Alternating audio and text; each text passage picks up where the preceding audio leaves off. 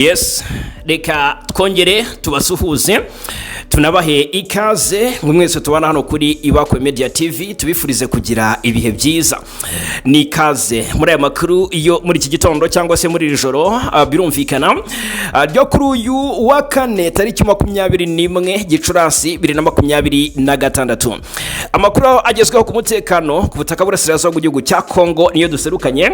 Amakuru akomeye yihutirwa atangaje na kamaramaza ibibaye ku barwanyi ba AFC M23 ndetse na twirwaneho biratangaje cyane. Muri Kivu y'Amajyepfo M23 yigaruriye uduce, ariko kandi yatwigaruriye ku buryo bukomeye, yandagaje igisirikare cya Kongo n'abambari bacyo.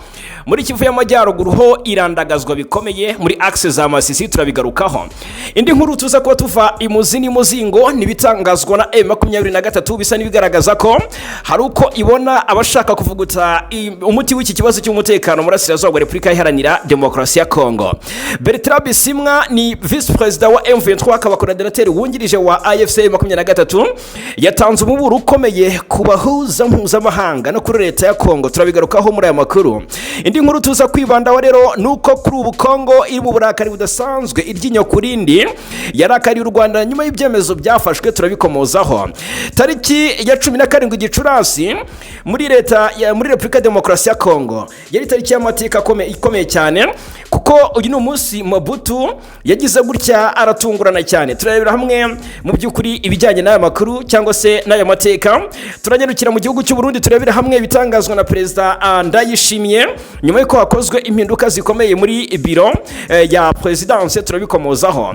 Imipaka ikomeje gufungwa kubera icyorezo cya Ebola, ingamba zindi zafashwe, turabikomozaho. Icyorezo gikomeje koreka imbaga no gukongezwa kuri benshi, turarebera hamwe ingamba ziri gufatwa muri aya makuru. Impaka ku matora ya 2018 zirakomeje, zongeye gukaza umurego muri Kongo, haravugwa iki? Turabirebera hamwe tubive imuzini muzingo muri aya makuru. Turanyarukira mu bice bya Ovira, Mwenga na Fizi, M23 ngiye gusya itanzitse. Turebera hamwe ibitangazwa ku rubanza rwa General Filemon Yava rwa Cigikuba muri Kongo cyangwa se muri FARDC, araregwa ubugambanyi n'imikoranire n'abanzi ba Kongo, turabikomozaho. Abantu 45 bo muri Kongo bafunzwe, aba bazize iki? Turabirebera hamwe n'amazina agiye akomeye kandi azwi mu by'ukuri muri politiki ya Repubulika ya Demokarasi ya Kongo. Abantu 45 kabisa bafunzwe nk'imfungwa za politike. Byagenze bite? Byatewe n'iki? Aya nayo namakuru tuza kuba tuvi muzini muzingo. Ndabwira ko kuri ubu umuryango wa Lumumba ushobora kujyana leta y'Ububirigi mu nkiko. Bigenze bite barafikiye? Turabikomozaho. Inkuru ishyushye ku gisirikare cy'u Rwanda RDF, umwe mu general bakomeye mu gisirikare cy'u Faransa yasesekaye Kigali, yazanye ubutumwa bukomeye cyane, turabikomozaho.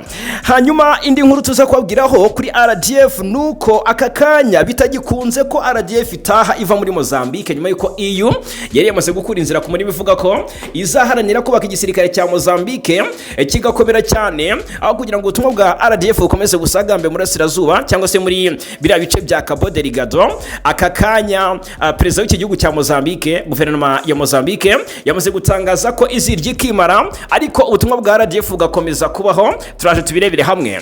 Indi nkuru tubabwiraho tonyarukira mu gihugu cya Uganda, urugo rwahoze ari perezida w'inteko rwafatiriwe ndetse hafatiriwe intwaro nyinshi, turabikomozaho. Ari nako turebera hamwe n'andi makuru ari kuvugwa mu gihugu cya Uganda. Indi nkuru turebera hamwe turambuka hakurya y'inyanja ngari. Aka kanya Iran yateguje Amerika ibitero bidasanzwe n'isubukura intambara. Ibi byatangajwe nyuma yuko hari hatangajwe amakuru yuko hari ibitero bishya kuri Iran byateguwe na Amerika na Israel, biza gusubikwa ku munota wa nyuma habura isaha imwe gusa ngo bitangire. Turabikomoza twambuke turebera hamwe amakuru y'uruzinduko rwa Perezida Putin hariya i Beijing mu Bushinwa, rwaje rukurikira rwa Perezida Donald Trump Leta Zunze Ubumwe za Amerika. Ibihugu by'ibihanganye bikomeje kuganira, biraganira iki? Uruzinduko rwa Putin rwasojwe rute? Hasinywe amasezerano cyangwa sashizwe umukono ku masezerano agera kuri 20. Ndaje ahangaha tubigaruke yo gatanu ku kandi mbahaye ikaze. Nge ndi Fagika Inamura, ndi kumwe na Bwana Mose Rugabo. Ubwo ndagira ngo mpite muhi ikaze kabisa, yinjire yambambaranyaje n'agakoti keza, yaba tubonaga nyaboneka bazatubona. Ni vuba? Umeze ute? Ndakomeye. Urakomeye ariko amakuru na yarakomeye. Amakuru arakomeye kuri uyu mugoroba ntabwo byoroshye. Kwimpamba y'amazi mbona ari make kandi amakuru ari menshi. Ntabwo byoroshye kuri iyi mihanda ariko turabaye kugira ngo tubishyireho umucyo. Hanyuma hari ikintu gitangaje kibaho cyane cyane ku makuru y'urugamba. Niba biterwa n'iki ntuze kumbwira. Ibintu byabaye kuri M23 muri Kivu y'Amajyaruguru ni akamaramaza. Ariko kandi ibintu yakoze muri Kivu y'Amajyepfo nabyo ni akamaramaza. Bwana Mose najya nkubwire ko muri coalition igikuba cyacitse nabo ubwabo babuze uburyo babisobanura. Bari kuvuga ko ngo M23 ariko bo bavuga n'ingabo z'u Rwanda ngo ziri gutera icyugaza kuri Uvira. Ndetse ngo hari uburyo coalition yamenye ngo amakuru yuko ngo hari uburyo hari gukorwa riyoge yo kwisubiza umujyi wa Uvira. Na makuru batangaza ko hari uburyo ngo coalition yamenye neza ko ngo M23 yatangiye kugikoresha drone muri axe za Fizi hariya.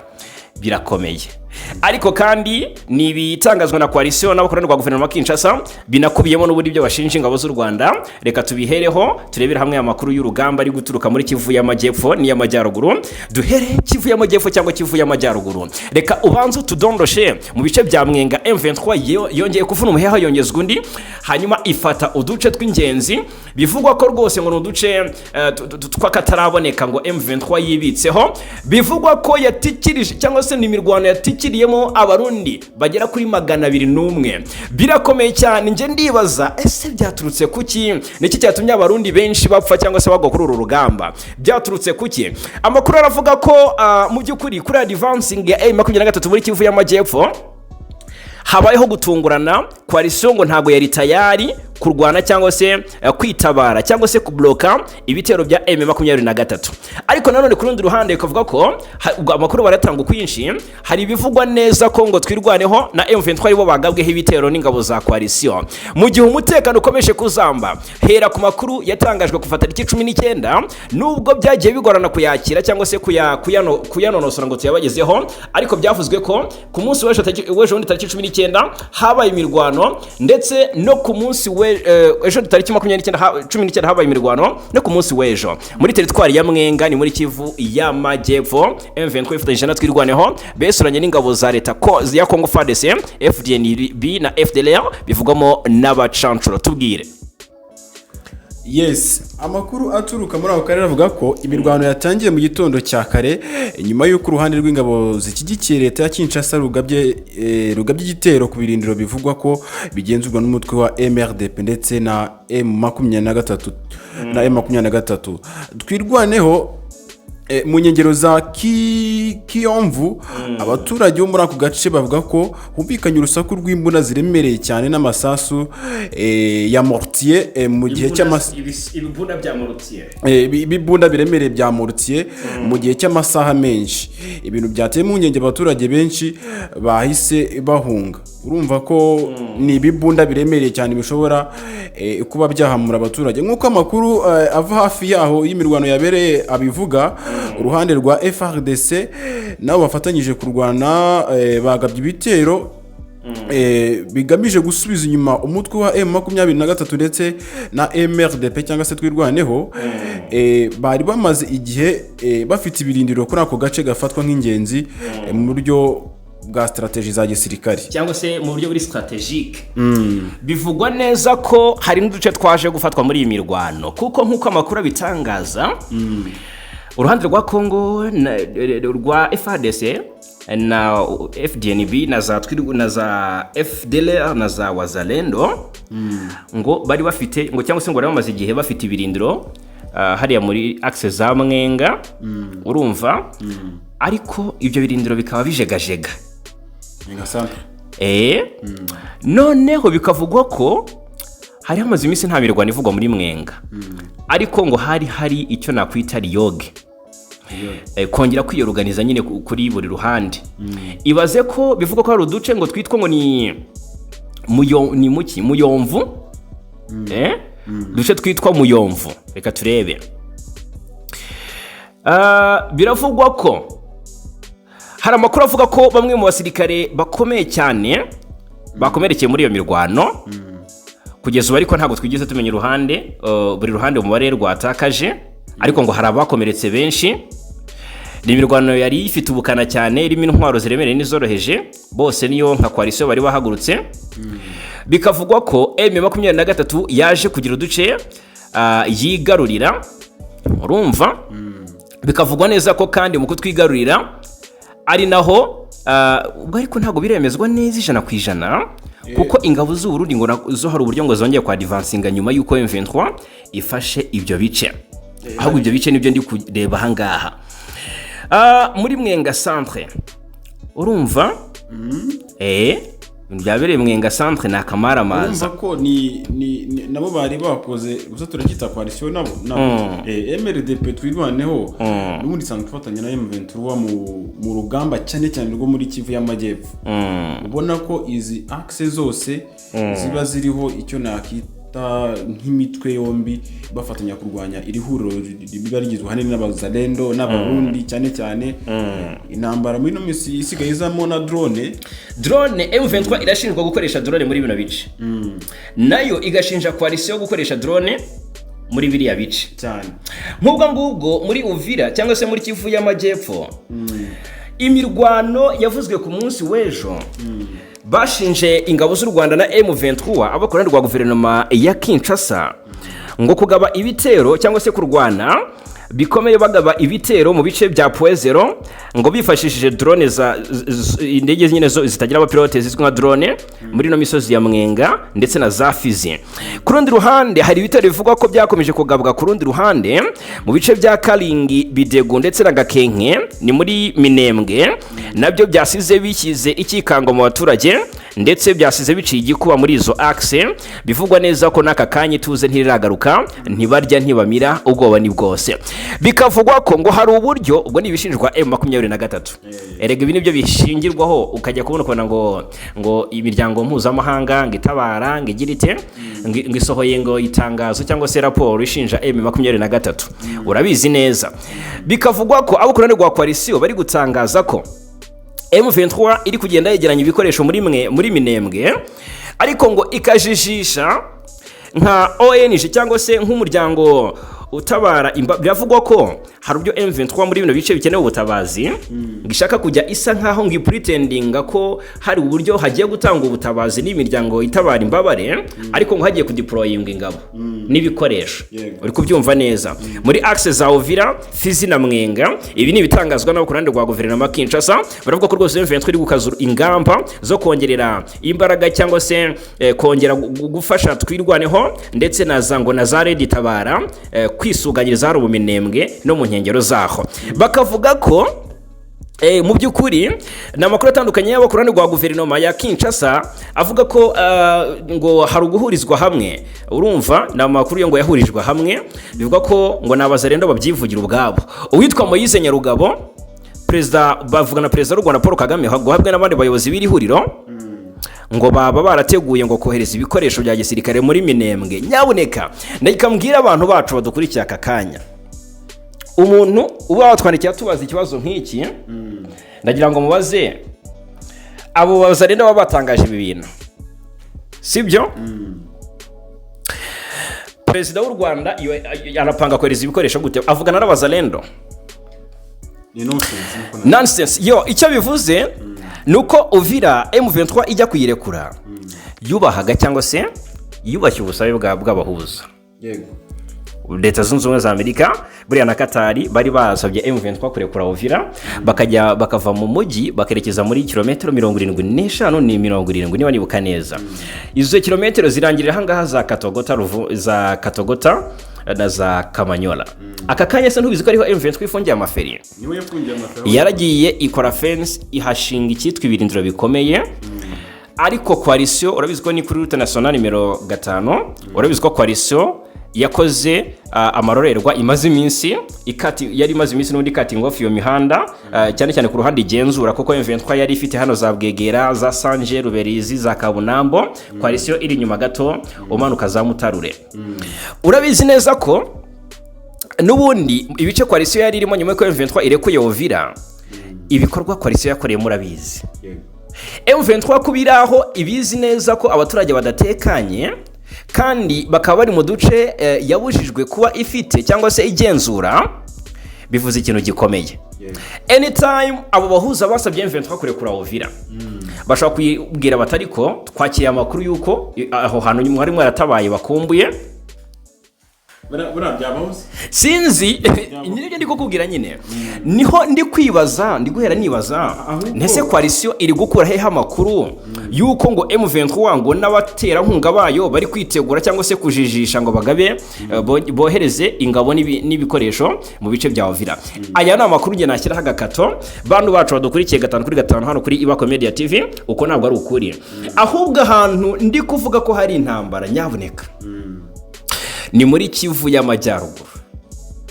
Muri no Kivu bwana Mose Rugabo ndagiye kubwira ko muri no Kivu hari amakuru akomeye cyane. Haravugwa imirwano ikomeye nge nakwita ikomeye cyane. Urumva? Ni imirwano nge nakwita ko ikomeye cyane cyangwa se ihambaye. Ubura butegura ibyatangajwe na Bertrand Bisimwa uhita bidutangariza aha ngaha. Kuko birasa nk'ibigaragaza ikindi cyerekezo. M23 na Wazalendo ifatanyije na FARDC barwaniye hariya muri Kivu y'Amajyaruguru mu teritwari ya Masisi. Urumva? Ku munsi w'ejo bararwanye bikomeye hano muri Masisi. Imirwano yakomeje guca ibintu ndetse yari yatangiye no ku munsi w'ejo bundi. Buracyabwira bakirwana. Ni uduce twa secteur ya Katoyi ndetse ahani na groupement ya Oso Banyungu muri teritwari ya Masisi muri Kivu y'Amajyaruguru. Urumva? Ariko cyane cyane ku ruhande rwa Oso Banyungu y'epfo ndetse na groupement ya Nyamaboko ya mbere cyane cyane mu duce twa Kazinga ndetse na Luke. Aha ngo humvikanye imirwano ikomeye ku munsi w'ejo abaturage benshi bakavuga ko mu gitondo cyo ku munsi w'ejo humvikanye imbunda ziremene n'izoroheje ndetse ngo bacitsemo igikuba. Kwa kabiri amakuru yaturuka muri secteur ya Katoyi yavugaga ko abarwanyi babazana na FARDC cyangwa se zinyeshyamba baba barongeye kwigarurira Katoyi. Ni imidugudu yari yarafashwe na AFC M23 harimo Muhahirwa, Ngururu, Nkokwe, Kasheke, Mitimingi, Katoyi centre n'inkengero zaho. Ariko ngo imirwano atakariyemo abasirikare benshi cyangwa se ubuzima bw'abasirikare bwahatikiriye. Bikavugwa ko ajyaba M23 yaratakaje ndetse na coalition. Aha none muri izi nce za Ngururu za Nkokwe ahangaha ibitero bya Wazalendo byanahitanye umumama umubyeyi tumwifuriza uruko ridashira ntabwo twabashe kumenya amazina ye tumenye wenda n'abasize cyangwa se byinshi kuri we ariko hari mayiti y'umumama yagaragaye muri ibyo bice kandi yagabweho ibitero na Wazalendo ziyobe n'uyu General Mutayomba. Mu makuru twababwiye ku munsi w'ejo twabwiye ko muri zino axe habaye imirwano ikomeye cyane hano za Nkokwe hagaragaye ngo n'abacancuro naho za Mitimingi. Twababwiyeho yego barigaragaje tutazi ngo nabo mu kiye gihugu kuko ko gifite abacancuro benshi gifite abanyakolombia abanyamerika hari n'abanyarigeria n'abanyangora ubwo rese twabita abacancuro dia n'abafatanya bikorwa. Urumva bikavugwa ko na za special force za FDLR crop za Rio na Zahibu. Urugamba ruri kubera muri no bice muvandimwe ni urugamba rw'akamaramaza. Bikavugwa ko impamvu ari kubera imirwano ikomeye za Gatoyi abaturage bahoze bakritika bavuga ngo SM23 kuri kurwanira ahantu hadatuwe cyane ariko ibi bice birimo amashyamba coalition yiyambazaga itegura ibitero muri axe za hano muri teritwari ya Masisi n'ubundi.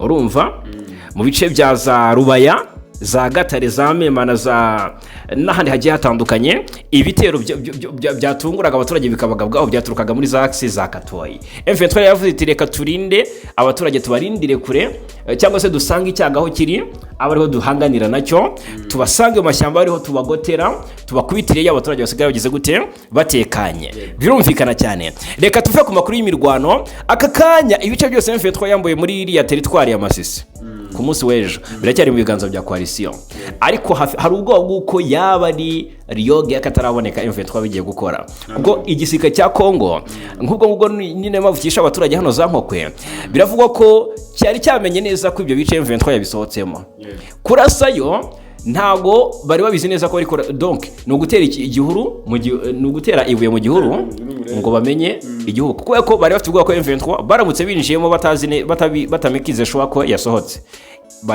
bari bafite ubwo ko baza kugwa mu mambushi byari bigoye cyane rero. Bertrand Bisimwa ati ki bwana Mose umuyobozi wa M23 Bertrand Bisimwa yatanze umuburo ukomeye ku bahuza mpuzamahanga ndetse no kuri leta y'igihugu cya Kongo cyangwa se LDC. Yavuze iki? Yes, mu gihe uburasirazuba bwa Repubulika Iharanira Demokarasi ya Kongo bukomeje kwibasirwa n'intambara, amakimbirane ya politike ndetse no kutizera neza gukomeye, intambwe imaze guterwa imbaraga ziri gushyirwamo ugasanga zirapfusa. Yes, umuhuzabikorwa w'ihuriro Alliance Fleuve Congo AFCM 23 Bernard Bisimwa yongeye kuzamura impaka zikomeye ku bijyanye n'uburenganzira bwo kwirwanaho. Bertrand Bisimwa nyabuneka kurinda abasivili ndetse n'ahazaza amasezerano yo guhagarika imirwano hagati y'impande zombi zishyamiranye. Yes, mu butumwa bwe bwaciye ku mbuga akoresha kuri X ozari Twitter. Yego. Bisimwe yavuze amagambo akomeye kandi aremereye agaragaza ko M23 itagifata nk'ukuri kudashidikanywaho. Umva akantu ko M23 itagifata nk'ukuri kudashidikanywaho gahunda z'amahoro ziriho ubu, cyane cyane mu kugarura amahoro. M23 ntizifata nk'ukuri kudashidikanywaho kuko ifite gushidikanya kuri izo gahunda. Ese zikorwa ziti? Cyane cyane mu gihe ubutegetsi bwa Kinshasa ukomeje ibikorwa bya gisirikare bukibasira abasivili ndetse bukabasha kuba bwakica abasivili badafite icyo batwaye. Yego, birumvikana ko ni nk'intabaza cyangwa se kugaragaza ko hakwiye gushaka ubundi buryo, kuko ntabwo mu by'ukuri ubu buryo buhari habura kubushidikanyaho. Yagize ati niba mu buryo yavugaga ibiganiro bya Doha kugira ngo ni ikindi. Yego, yagize ati niba mu buryo busobanutse leta ya Kongo yemera cyangwa ko ikomeje kwiha uburenganzira bwo kwica abaturage bayo, gukora ubwicanyi no gusenya imihana. Yes, ni imihana no gusenya amazu. Urabona cyane cyane muri Minembwe hajya hakunda kuraswa. Ubona ko avuga ati ibi bintu rwose ntago twe tubifate nk'ukuri, ahubwo turashaka ingamba zacu zo kwirwanaho. Yego. Umva ko nyine aragaragaza ugushidikanya kuri izi gahunda zose zihari. N'amagambo yagaragaje hinduka rikomeye muri politike ya AFCM 23, aho mu by'ukuri nk'ubwo ngubwo mu buryo busobanutse neza arati niba leta ya Kongo yemera cyangwa ikomeje kwiha uburenganzira bwo kwica abaturage bayo, gukora ubwicanyi no gusenya imihana, abafasha cyangwa se abahuza bashyigikira iyo politike bagomba no kwemera ko abaturage cyangwa se imitwe ibarwanirira bafite uburenganzira, bakuvuga ko bafite uburenganzira bwo kwirwanaho ndetse ko amasezerano yo guhagarika imirwano ashobora gutakaza agaciro kayo. Aya magambo yagaragaje impinduka zikomeye cyangwa se hinduka rikomeye muri politike AFCM 23, aho uyu mutwe udashaka kongera kugaragara gusa nk'uri mu rwego rwa gisirikare, ahubwo ko ushaka kwiyerekana nk'umutwe uvuga ko uhagarariye abaturage batereranywe cyangwa se bagabwaho ibitero simusiga uko bwije nuko bukeye n'ubutegetsi bwa Kinshasa.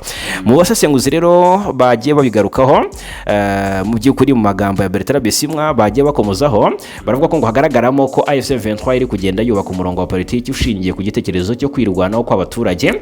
Uyu mutwe rero ukavuga ko ibikorwa bya gisirikare bya FARDC n'imitwe yifasha bikomeje gushyira abaturage mu kaga, bityo ukabona ko ufite inshingano zo kubarinda. Byumvikane ko rero M23 yarahiriye ko itazigera mu by'ukuri irekera.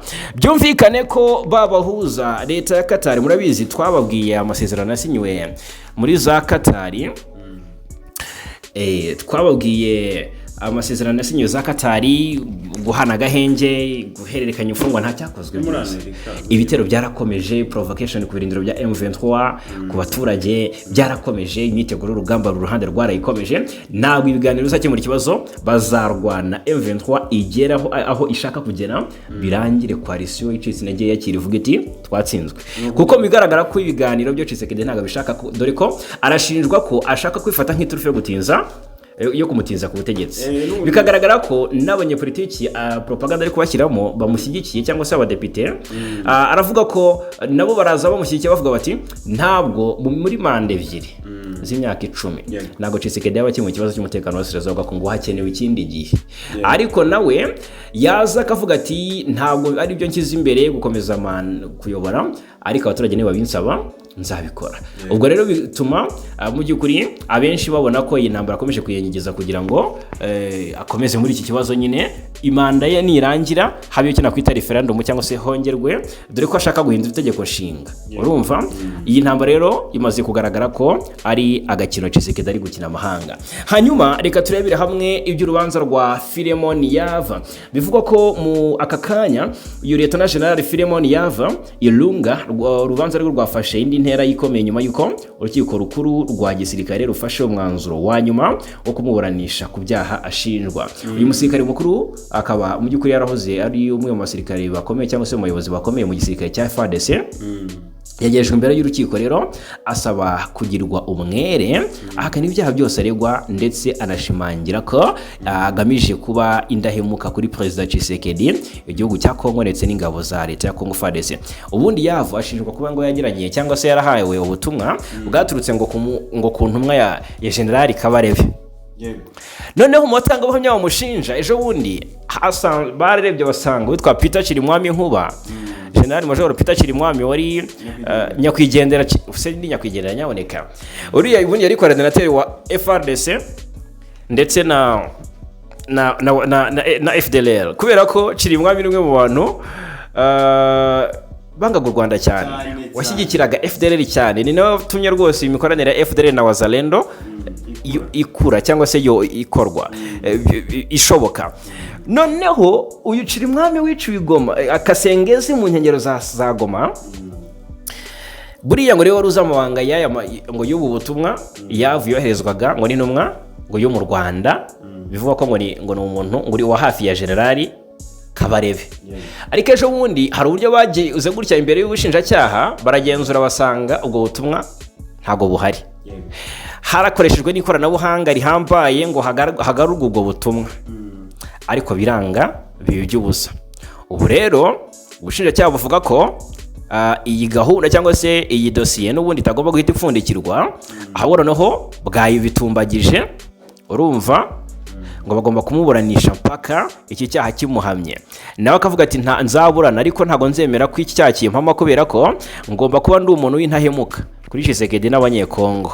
Ati rero sinagambanira igihugu. Bikomeje kugenda bishoberana rero ku rwego mpuzamahanga, byakomeye cyane. Hanyuma muri Kongo kandi imfungwa za politiki nibura 45 zirimo izizira gukorana na bamwe mu batavuga rumwe n'ubutegetsi n'ibitekerezo bibunenga zatangiye ndabivuga gute zatangiye kuburanishwa.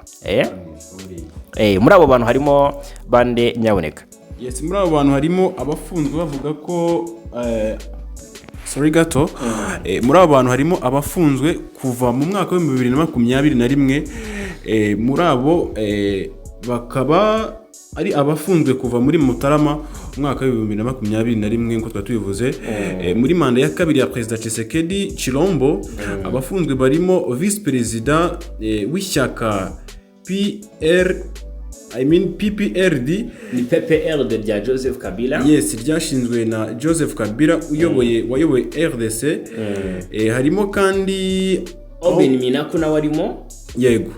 Ni umunyamabanga uhoraho, ngo ntiyari umunyamabanga bwakiriwe uhoraho ubutose ubwo waba ukiri mu nshingano. Ni umunyamabanga uhoraho uyanabaye n'umuntu na minisitiri w'intebe Emmanuel Ramazani Shadari na warimo. Yes. Ikinyamakuru Jeune Afrique cyatangaje ko imfungwa za politike ziri munsi ya 21 arizo zo mu ishyaka ry'uwahoze ari President Kabila. Ryashinzwe mu ishyaka ryashinzwe na Moise Katumbi, Assemblée pour la République niko ryitwa. Yego.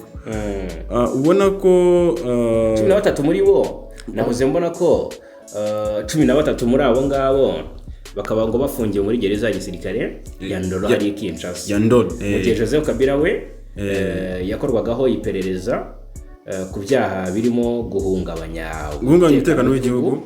Urwego rwa leta rushinzwe umutekano mu by'ikoranabuhanga by'umwihariko rwitwa ngo ni CNC rwakajije ngo ibikorwa byo guhiga bukware abo rukeka ko bakorana na Joseph Kabila nayo ngo bagize gute batabwe mu mvuto. Turaha rero ngo dukomeze dukurikirane iby'izi dosiye z'abashinjwa guhungabanya umutekano w'igihugu ndetse no kugambanira igihugu.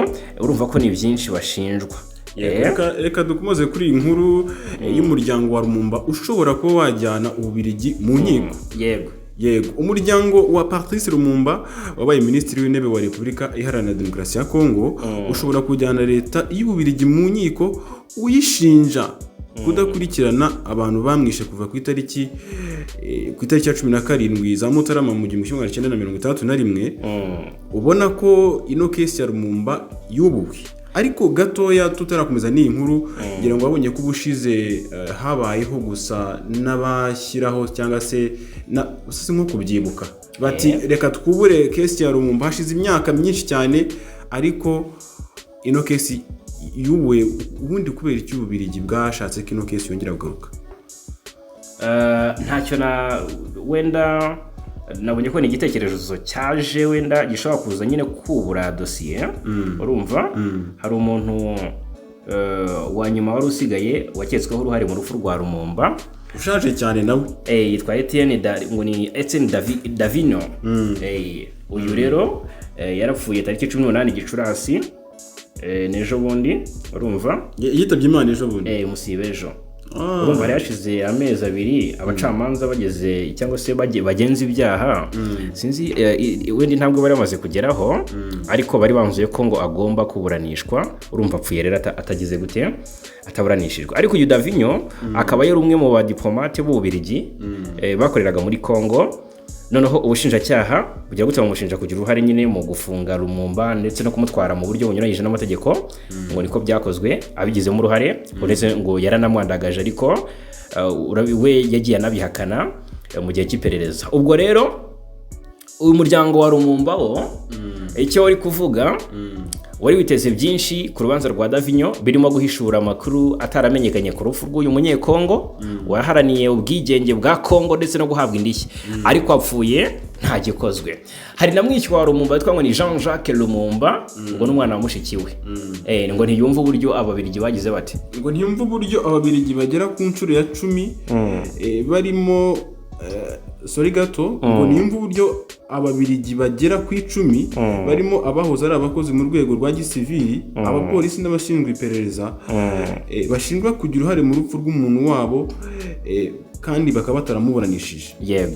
Yego, Jean-Jacques abona ko leta y'Ububiligi yahaye Ababiligi igihe gihagije kugira ngo bapfe bataryojwe uruhare birasekeje, bataryojwe uruhare bashinjwa mu rupfu rwa Lumumba, bityo ko naho abantu bari gufa ntacyo bataryojwe. Ati nayo yakabaye bibazwi leta y'Ububiligi yabahaye imyaka igera kuri 60, ubu ni 6.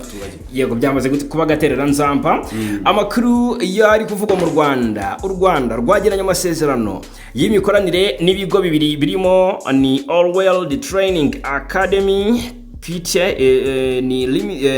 ni company yo muri Afrika y'Epfo, ndetse na World Institute for Nuclear Security ni WINS ifite icyicaro i Vienne muri Autriche, ajyanye no kurufasha mu rugendo rurimo urwo kwisunga ingufu za nuclear mu mishinga y'iterambere. Amasezerano yasinywe kuri 20 Gicurasi mu nama nyafurika yiga ku iterambere ry'ikoreshwa ry'ingufu za nuclear. Ni inama izwi nka NEISA cyangwa se Nuclear Energy Innovation Summit for Africa, izamara iminsi 3 ibera mu Rwanda.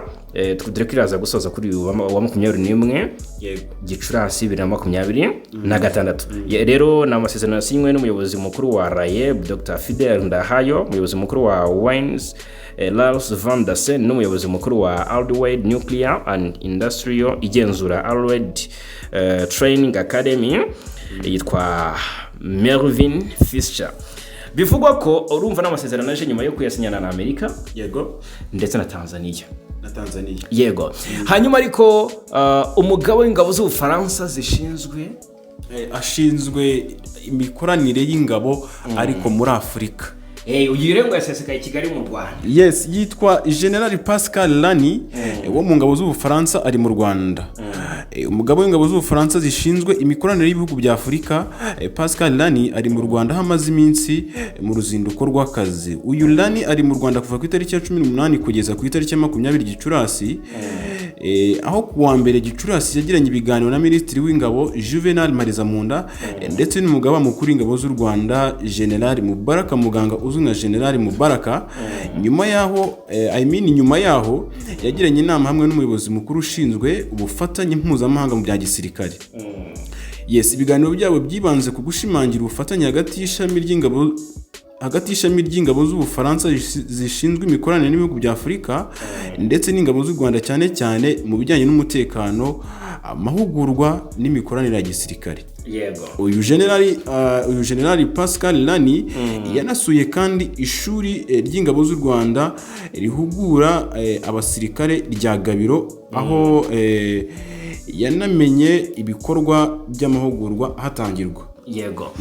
Tukivuga ku ngabo z'u Rwanda, Minisitiri w'Ububanyi n'Amahanga ndetse n'Ubutwererane Ambasaderi Nduhungirehe ku munsi w'ejo yatangaje ko rwose u Rwanda rero rukivanye mu ntara ya Cabo Delgado ingabo zarwo rwohereje mu butumwa bwo kurwanya iterabwoba bijyanye no kuba ikibazo cyariyo cyo gutera inkunga ibikorwa bya ziriya ngabo cyamaze gukemuka. Ku munsi w'ejo twabigarutseho, ariko urabizi ko muri Mata uyu mwaka u Rwanda biciye mu muvugizi wa guverinoma Yolande Makoro rwari rwatanze umuburo w'uko kohereza ingabo zarwo hari Cabo Delgado bishobora guhagarara mu gihe hataboneka uburyo burambye bwo gutera inkunga icyo gikorwa.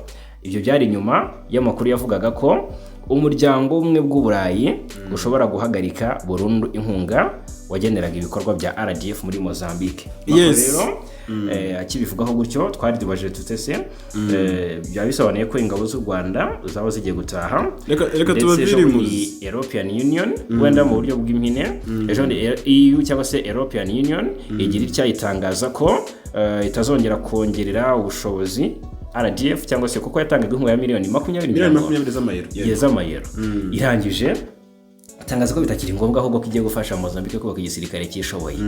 Rero byarangiye habayeho ibiganiro hagati y'u Rwanda ndetse na Mozambique. Urabyuka mu minsi ishize haherutse kubaho umuhuro wa Perezida Kagame na Perezida wa Mozambique ni Chapo. Baganira nyine n'ubundi ku butumwa bw'izi ngabo, ni naho ngo ikibazo cyavugutiriwe umuti. Ubwo rero Minisitiri Nduhungirehe yashimangiye ko ntabwo bigishobotse ko izi ngabo zitaha nkuko yagize ite yabyifuzaga, kuko Mozambique yateguye kwishyura ikiguzi cyose gisabwa kugira ngo izi ngabo zigumeyo. Ni inkuru nziza cyane rero ku ngabo z'u Rwanda zikomeje gushimwa n'abatari bake mu kugarura amahoro n'umutekano mu karere ka Afurika, yaba y'ibyaga bigari ndetse no muri Africa worldwide. Ubwo rero mu gihugu cy'abaturanyi cy'u Burundi murabizi ko twababwiye ko habayeho impinduka muri presidence, ariko ni impinduka zaje zikurikira izindi. Haherutse gutangazwa impinduka mu gisirikare, impinduka muri ministeri, hakurikiye impinduka rero muri presidence mu biro bya Perezida Ndayishimiye. Hakuweho abayobozi bashya bashinzwe itumanaho n'ibikorwa by'itangazamakuru bya presidence. Muri izi mpinduka rero uwitwa Nancy Ninete Mutoni wahoze ari umunyamakuru akaba yaranakoze mu nzego zitandukanye z'ishyaka CNDD-FDD yagizwe umuyobozi cyangwa se umuvugizi mushya wa presidence y'u Burundi. Urumva ko ni impinduka zakozwe, ariko kandi sinazo gusa.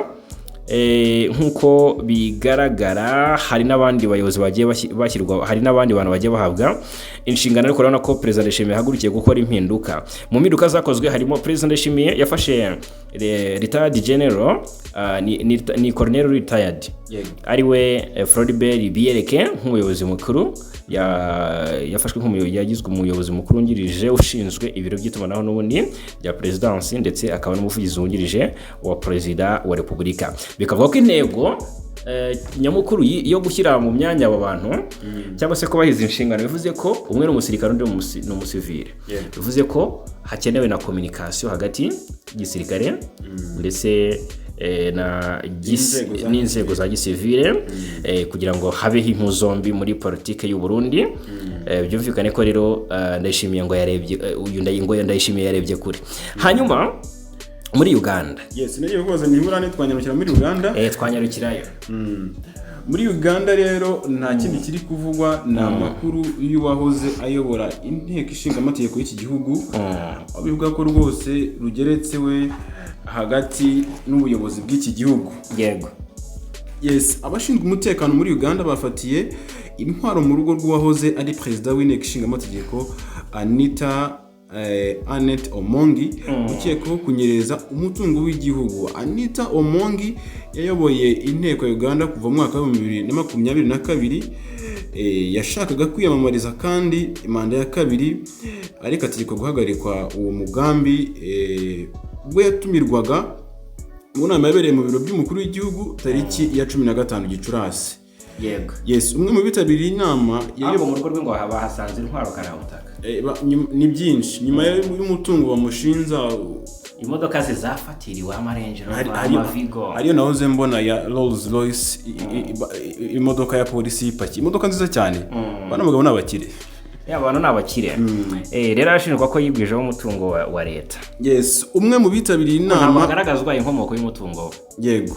Umwe mu bitabiriye inama yayobowe na President Yoweri Kaguta Museveni yabwiye ikinyamakuru New Vision ati yashinjwe ibirego byinshi birimo gukoresha nabi umwanya w'ubuyobozi no kunyereza amafaranga y'inteko. Yego. Yasobanuye ko abitabiriye inama baganiriye ku mitungo Omongi aherutse kugura irimo inzu n'imodoka bihenze. Byabaye intandaro y'ikorwa ryo gusaka urugo rwe byatangiye ku itariki ya 16. Tuve mu gihugu cya Uganda twerekeza hakurya y'inyanja ngari. Yego. Hakurya y'inyanja ngari habuze gato ngo Iran yongere ishwanyaguzwe. Bivuga ko Perezida Trump nawe yagitangarije avuga ko nyuma y'uko ejo bundi yavuze ko ngo Amerika yagombaga kurasa kuri Iran ariko igitero cyasubitswe habura isaha imwe gusa ngo atanga itegeko ry'uko iki gitero kigabwa. Noneho ubwo yagaragaye ikinyamakuru kimwe cyari cyamutunze mikoro hariya muri White House, yaravuze ati haburaga isaha imwe gusa ngo mfate icyemezo cyo gutera uyu munsi. Yavugaga ejo tariki 19. Avuga ko abari mu biganiro ku ruhande rwa Iran ngo bashaka ko bahasinywa amasezerano ariko ko mu gihe nta cyagerwaho n'ubundi Amerika yarasa kuri Iran. Yes, yagize ati ndavuga ko mu minsi 2 cyangwa 3 haba ku gatatu cyangwa ku gatandatu cyangwa ku cyumweru hashobora kuba ikintu cyangwa mu ntangiriro z'icyumweru gitaha mu gihe gito gishoboka kuko nitwabemerera ko bagira intwaro nshya ya nuclear. Yego. Trump avuga ku banya-Iran. Yego, avuze ko umuyobozi wa komisiyo ishinzwe umutekano mu nteko ishinga amategeko ya Iran yitwa Ebrahim Azizi yavuze ko guhagarika icyo gitero ari uko ngo Trump ngo yaramaze kubona ko bahura n'ingaruka zirimo n'ibitero bikaze. Bivuga ngo Trump akimara kwigamba ko yahagaritse icyo gitero kubera izo mpamvu tuvuze haruguru, uyu Ebrahim Azizi yahise avuga ko ngo Trump yariburiye kuko yabonaga ko byagira ingaruka zikomeye. Ariko noneho amakuru ari kongeraho akomeye cyane. Yego. Minisitiri w'ububanyi n'amahanga wa Iran Abbas Araghchi we yitangarije ko biteguye kurasa indege nyinshi z'intambara za leta zunze ubumwe za Amerika ngo ariko ngo ni mu gihe iki gihugu cyaba cyongeye gusubukura ibitero kuri Iran. Kuri Twitter yahatwitse rwose mu butumwa yanyujije kuri Twitter aho yavuze ko bafite igisirikare gikomeye kandi giteguye kurasa indege z'intambara za Amerika. Agira ati igisirikare cyacu nicyo cya mbere ku isi cyarashe indege y'intambara ya Amerika yo mu bwoko bwa F-35 ku masomo twize ndetse n'ubumenyi twungutse nidusubira mu ntambara tuzaza dufite ibidasanzwe byinshi bizatungura iki gihugu. Bivugwa ko nk'ejo tariki 19 Werurwe nibwo umutwe udasanzwe w'ingabo za Iran IRGC wemeje ko warashe indege y'intambara ya Amerika yo mu bwoko bwa F-35 ngo yahise yihutira kugwa ku birindiro byari hafi nyuma yo kwangirika cyane.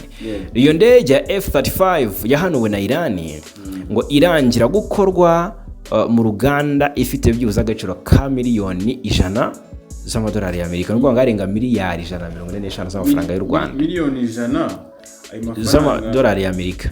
Bisobanuye ko ni arenga miliyari 145 z'amafaranga y'u Rwanda. Ikoranye ikoranabuhanga rituma kuyirasa bigorana ndetse ngo zakunze gukoreshwa cyane kuva Israel na Amerika byatangiza iyi ntambara. Iyi rero ngo Iran ejo bundi tariki 19 yarayihanuye. Iyi ntambara ya Amerika yatangiye tariki 28 Gashyantare uyu mwaka ubwo ibihugu by'inshuti byagabaga ibitero muri Irani byasize byishe abayobozi bakuru barimo Ayatollah Ali Khamenei wari umuyobozi w'ikirenga wa Irani. Ku ya 8 Mata 2026 hashyizweho agahenge, impande zombi zemeranya kugirana amasezerano, ariko na n'ubu nta kintu kiragerwaho. Ubwo rero reka mbwire ko ibihugu byombi byakomeje gutara mu mitwe, byitana ba mwana, ariko kugeza ubu ikibazo gihangayikishije ni inzira ya Hormuz yafunzwe n'intambara. Mu Rwanda twamaze kugira ingaruka cyangwa se guhura n'ingaruka z'iyi ntambara. Urumva ibiciro by'ibikomoka kuri peteroli byarazamutse. Yego. Urumva ko noneho byarakomeye cyane mu bihugu nka Kenya. Ejo ndi habaye imyigaragambyo yasize inaguyemo abantu. Bigaragara ko rwose ni ibintu bihangayikishije cyane. Mu by'ukuri rero reka ku kijyanye na Ebola twakudetinga, ariko icyorezo cya Ebola ko mbona ari menshi. Igihugu cy'u Rwanda, amakuru avuga ko u Rwanda rwakajije ingamba ku mipaka n'ahandi hose mu gukumira icyorezo cya Ebola. Yes, kuva icyorezo cya Ebola cyagaragara muri RDC, u Rwanda rwafashe ingamba zikomeye guhera ku bukangurambaga bwo gusobanurira abaturage iby'iyi ndwara kugeza ku ishyirwaho ry'uburyo bwo gupima abinjira ku mipaka yarwo, ndetse no gushyiraho abashobora kugaragaza gushyira aho abashobora kugaragaza ibimenyetso byayo bakurikiranwa bari. Urabona ko imyiteguro ku mupaka rwose irarimbanije. Noneho Kongo babonye ko yarakariye u Rwanda ngo nuko rwafunze imipaka cyane, ubundi rugamije kurwanya Ebola. Kongo yavugaga ko ngo ibi bintu ngo ni ukwangiza amategeko mpuzamahanga y'ibijyanye n'ubuzima. Sinzi niba rero kwakira ubona bamoya yabiramanza. Yes, kugeza ubu nta muntu uragaragara mu Rwanda wanduye icyorezo cya Ebola, nanukekwaho iyi ndwara cyangwa se ibimenyetso byayo. Imipaka y'ibihugu byombi nayo ubu ni nyabagendwa, ariko hashyizwe ingamba zo gukumira icyorezo kugira ngo hatagira uwinjira cyangwa se na M23 ubwayigoma yafashe ingamba. None se abarejo bundi bafashwe barenga 186 bivuga ko ngo bari bahuye n'uwanduye icyorezo. Bari bahuye n'uwanduye icyorezo, ari baturutse muri Bunia mu ntara y'Ituri. Babonye muri bo hari wabonetse mu kirwaye wacyanduye. Ubwo ni nko kubashyira mu katorega kugira ngo barebe niba ibimenyetso wenda bigaragara ko ari iby'indwara ya Ebola, ariko ntacyo baratangazwa.